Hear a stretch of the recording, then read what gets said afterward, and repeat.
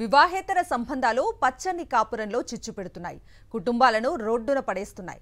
తాజాగా భర్త మరో మహిళతో ఉండగా భార్య రెడ్ హ్యాండెడ్ గా పట్టుకుంది. ఈ ఘటన హైదరాబాద్ లో జరిగింది. సాఫ్ట్వేర్ ఉద్యోగి శివకు 4 ఏళ్ల క్రితం దీప్తితో వివాహం జరిగింది. వారికి 3 ఏళ్ల పాప ఉంది. అయితే కొద్ది రోజులుగా శివ దీప్తికి దూరంగా ఉంటున్నారు. సుష్మా అనే మరో మహిళతో సహజీవనం చేస్తున్నాడు. వారిద్దరూ కూకట్పల్లిలోని ఒక అపార్ట్మెంట్లో నివాసం ఉంటున్నారు.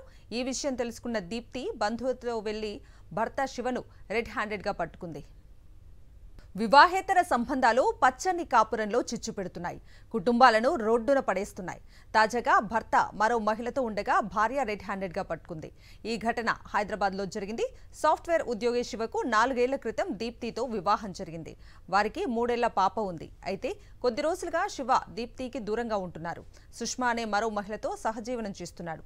వారిద్దరూ కూకట్పల్లిలోని ఒక అపార్ట్మెంట్లో నివాసం ఉంటున్నారు. ఈ విషయం తెలుసుకున్న దీప్తి బంధువులతో వెళ్లి భర్త శివను రెడ్ హ్యాండెడ్ గా పట్టుకుంది.